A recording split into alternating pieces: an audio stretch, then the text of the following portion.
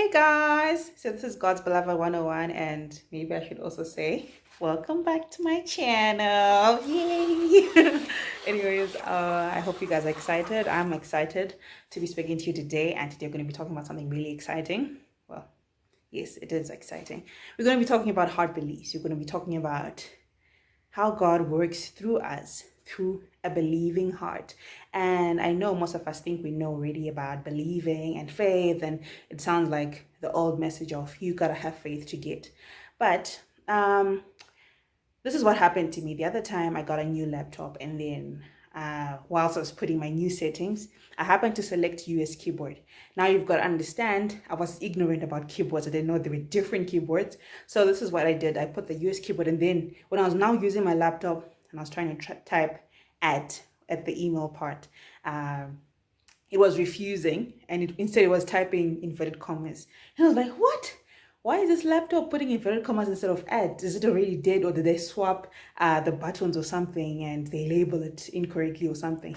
Then I was getting angry and getting worked up, panicking and getting ready to take back the laptop to the shop. And then luckily I had a friend who was there, and when I told him this, and then he's like, nah, it's because you probably selected the US keyboard. Now if you go to settings and then you take the UK keyboard, your keyboard should be back to normal. And then alas, guess what? I did that, and then worktop actually works. I was like, oh, I see. And I was like, okay, thank you. You actually saved me for an embarrassing day at the shop when I was gonna go there, when you go angry, expecting, demanding an exchange, and then they told you, but your laptop is actually working. So what does it have to do with anything? What does it have to do with heart beliefs, you may ask? This showed me that there's sometimes when we think we believe, we think we're in it, but we're not. So what am I saying? The heart is like your operating system. Your heart is like, it controls everything that happens in your life. Why do I say this? The Bible says, you got to look for this by yourself. Guard your heart, for out of your heart flows the issues of life. And what does that mean? It means that from your heart, and your heart is where you believe. The things that you believe are what determine the flow of your life. Your beliefs are what determine how your life is structured, how your life flows out. So this means that for me, although I mentally agreed to having an at where I type at, deep down in the settings of my device, I couldn't get that outcome because of the settings in my operating system. So what does that mean? When we want to generate certain outcomes in our lives, we cannot just say, because I mentally agree to this, because sometimes we think we believe because we mentally agree to something, we mentally assent and we say, yes, I agree, God is love, yes, I agree, God loves me. But deep down in our settings, it's not there. Why do I say this? Because there was a time when even when I'm in church and I'm with other believers, and they ask me, how are you today? And I say, oh, I'm blessed. I am so blessed, you guys wouldn't know. But deep down, do I actually believe I'm blessed? Deep down, what do I think? What do I believe of God? What do I believe of my status with God? Half the times I tell you, most of the times I thought I was unworthy of God's blessing. Most of the times I was going to church and coming back, but I thought, no, yes, the pastor might be preaching about all these promises, but I don't think I qualify to get these promises because of this sin, because of that weakness, and that, and that, and that. So as much as you're saying, yes, I'm blessed, in heavenly places with all blessings, deep down, you have an opposing belief that, while you're busy saying out with your mouth out loud and you say, yes, I believe God loves me, deep down you think he's angry with you. Deep down you think he's waiting for the next opportunity to strike you with lightning. And that was me. That was me. And sometimes it's still me. Although I don't want to admit it, although I might not get time to think about it and really examine what's in my heart, sometimes that's what we are. Mentally, you want the act there. But physically, or should I say, in the heart or in the core of your beliefs, you have selected the wrong keyboard, and the wrong keyboard keeps giving you the wrong output, and you keep expecting a different output when you haven't changed the settings. So today we're going to be talking about the heart. How do you change the settings? So today I'm just going to digress a little bit, or it might feel like a digression to you, but we're going to be talking about the conscious mind and the subconscious mind. So what is the conscious mind? Conscious mind is like the part of your mind that's able to, or that's actually, it's an intelligent part of your mind that's able to sort throughout the mess, that's able to receive new information and sort through that to see if it makes sense, see how it makes sense, sort through it, through the wrong, the right, the true, the false. Maybe not all the time, but anyways, yeah, half the times it's able to do that. So your conscious mind is the one that's responsible for receiving all new information. And then you have your subconscious mind, which is like a non-intelligent part of your brain, but it's the one that is a slave, shall we call it, a slave to the conscious mind. So your subconscious mind is not very intelligent, but what it's able to do is to regurgitate what it's given. So once the conscious mind feeds into your subconscious mind now just works and gives out whatever it's given, but it's not able to distinguish or to differentiate between good, bad, positive, negative, beneficial, non-beneficial, true, false, or it's not. So all it does is just, if you give me this, I give you that. That's it. So I'm going to take you through a few examples today, and these examples are going to maybe help us to really sort through this. Suppose when you started to hear 1 + 1, right? That was like the first time you were ever hearing 1 + 1. Because it was your first time, your mind had to sit down and really absorb it, calculate, see how it's done, take one stick, take the second stick, put them together, then they become 2, and then you kept on practicing until you get to a point where you no longer have to think 1 + 1, and then you're like, oh, 2. It's like it becomes automatic. So that's like your subconscious mind that now takes over from your conscious mind. So your conscious mind now, when it's trying to get 1 + 1, it has to think. But when your subconscious mind is the one that's answering, it's automatic. So because your conscious mind thought about 1 + 1 enough times, it now drops your subconscious mind, which is the slave. Now the slave, whenever he has 1 + 1, even in your sleep, you answer 2. Great. So second example, if you drive, if you learn, when you go to learn how to drive, you find that it's always so overwhelming. You're trying to balance everything. There's just so many things that you need to do. You need to change the gears. You need to hold the steering, direct the car. You want to change gears. You want to, the clutch, the brakes, everything. It's all over the place. That even someone who's in the car, if they try to switch on the radio, you even say, no, please switch off the radio. I've got my hands full right now. I need to concentrate. That's you. Those are like the first time you're starting to drive. You do it, then you practice. Then you get to a point where you're like, oh, finally, you don't have to switch off the radio anymore. In fact, you even switch on the radio by yourself, and you answer calls even, and you're busy chatting off to Mary. Your conscious mind is chatting with Mary while you're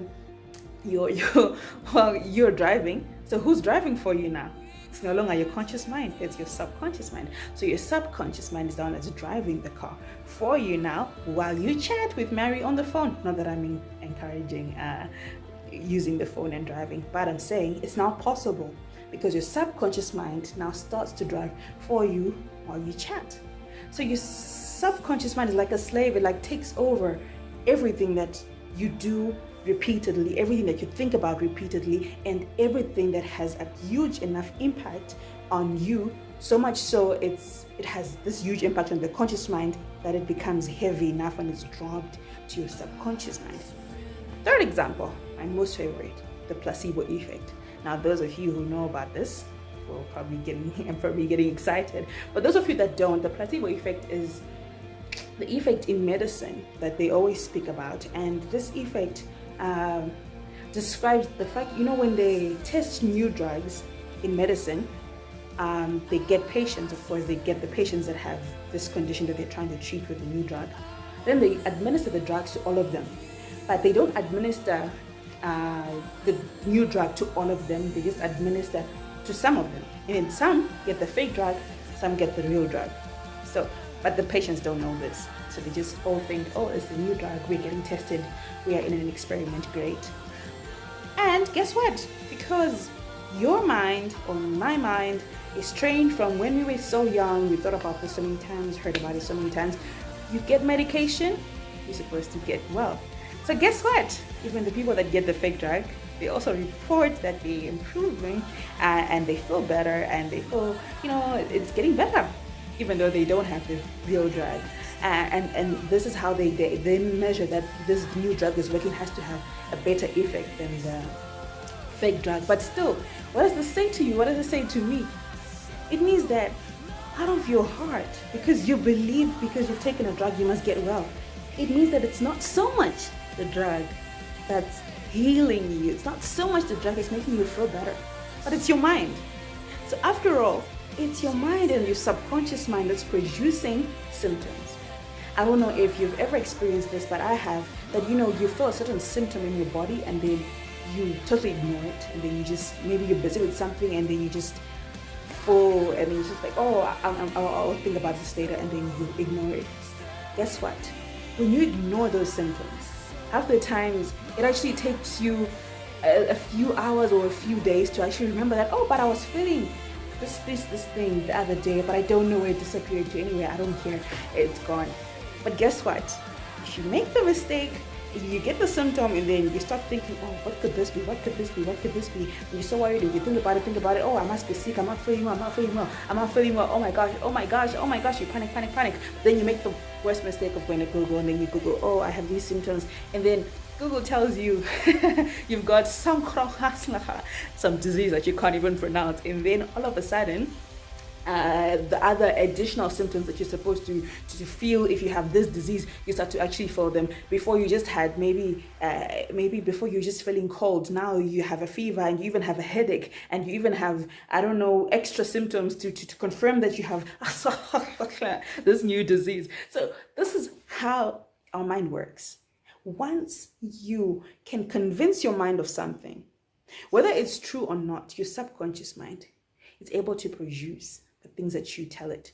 So it doesn't matter whether it's positive or negative. It's only your conscious mind that can separate between this is right, this is wrong, this is positive, this is negative, this is beneficial to me, this is not. But your subconscious mind, once you tell it, I'm sick, you start to feel sick. Your subconscious mind, once you tell it, oh, I'm poor, I was born in poverty, so I must die in poverty, you remain poor. So it's like you produce the things that you tell your mind. That's why the Bible goes on to say, guard your heart. So it means your subconscious mind is your heart. Your heart is your subconscious mind. In your subconscious mind, that's where all your beliefs are stored. That's like your operating system where you stored all the settings. So since you were young, you've been absorbing all sorts of stimuli from outside, all things that told you so many things, communications, what you saw, what you heard, what everything that what you felt, and then it gave you certain beliefs. So now it's like those things go right into your subconscious mind where they're rooted. Imagine people who've had traumatic events happen to them.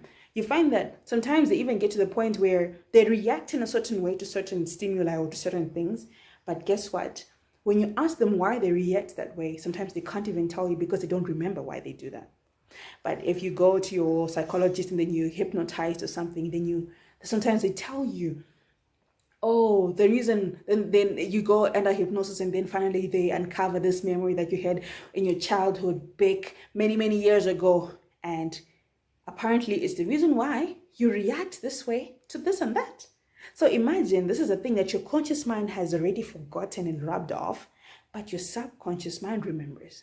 And you keep reacting in a weird way to certain things because of this trauma that happened years back. So it means that everything that we have, that we receive into our minds and we let it drop to our subconscious mind, are things that affect our beliefs. So as a child, what picture did you have of God? As a child, or even as an adult, as you grew up, your interactions with God, what were they? Most of us, our reaction or our interaction, with God, were of an angry God who's waiting to kill you.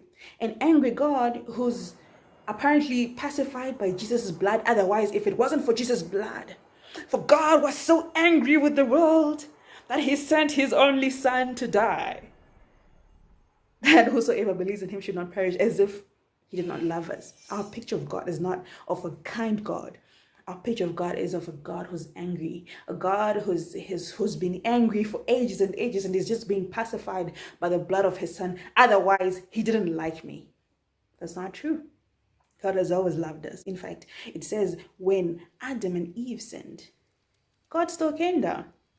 He still came down and said, Adam, where are you? He didn't come stomping his feet, angry, fire coming out of his nostrils. But he already knew they had sinned for Christ. He already knew. But he still came and he's like, Adam, where are you? Like same time, same place they usually met. But who is it that had fled? Adam. And I just want you guys to stay tuned. We're gonna finish this next time. We're gonna finish it next time because this is really exciting. I'm not gonna be able to finish it today, but we will finish it. I hope you guys had fun and I hope you guys are feeling excited, energized, because this is really exciting for me. See you next time. Bye.